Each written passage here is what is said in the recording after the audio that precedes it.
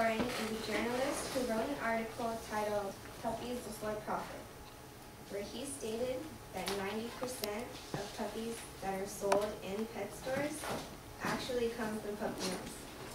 A puppy mill is a large commercial breeding operation where abuse and neglect run wild. Now you might be asking, how do you define a puppy mill? A puppy mill is actually defined by how many puppies it produces yearly to make a profit. A puppy mill is supposed to be for producing purebred puppies to provide to the public, to provide to brokers across countries,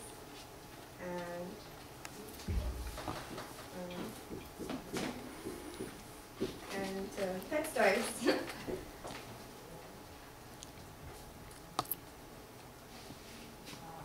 But most of the time, buying a puppy at puppy mills, when they're actually supposed to be purebred, they'll probably try to deceive you and do anything and say anything to convince you to buy it, even though it's probably mixed with 2 to 3 different kinds of an actual breed. Running a puppy mill is a business, but this type of business often does not have adequate living conditions for them. But according to the law, they do meet the minimum requirements to be able to stay open.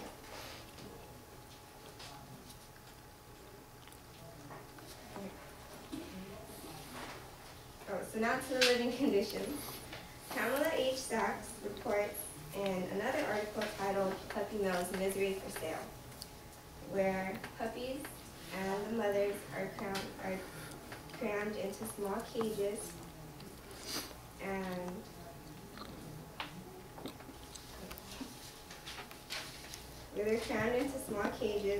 and how life is tough for the mothers and the pups because they're sleeping, eating, and sitting in their own feces. Because of that, there's no opportunity for the puppies to play and socialize with one another. Although it's horrible for the puppies, it's also worse for the mothers, because the mothers are bred at every opportunity they can until they can no longer produce, with no regard toward their health whatsoever.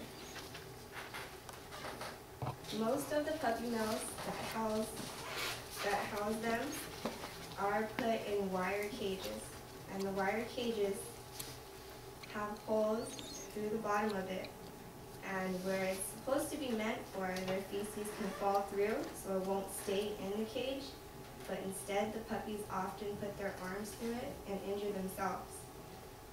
And if they don't, the wires often cut into their paws, where it can hurt them and leave gashes within them.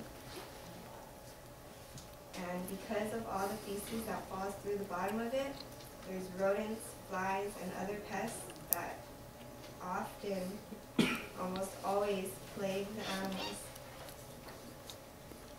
And because puppy mills house so many dogs, there are a lot of health problems that come along with it. They can have diseases like the parvovirus, skin infections, open sores, diarrhea, parasites, ear infections, hip dysplasia, and eye and heart abnormalities. And finding those within dogs that are in the puppy mills are routine.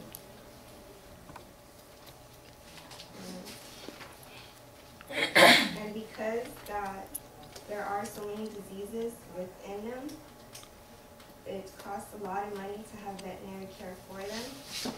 So because of that, they often don't get it. They don't get enough food, and clean water is very inexpensive.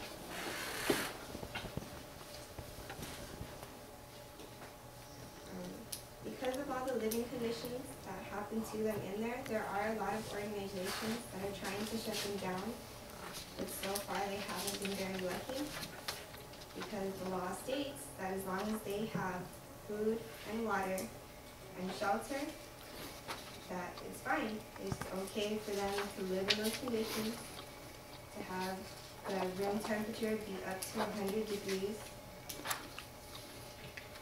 And okay, well, now I've been inform you on what puppy mills are, the living conditions within them, health that happens to them that are in puppy mills, and most of the puppies that are born within them won't see life outside of the cages. Just like this.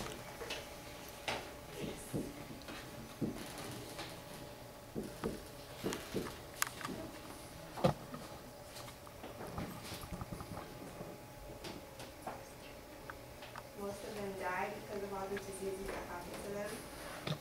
They're stacked on top of one another. And how hard is it gonna, how can you say no to a dog looking up at you?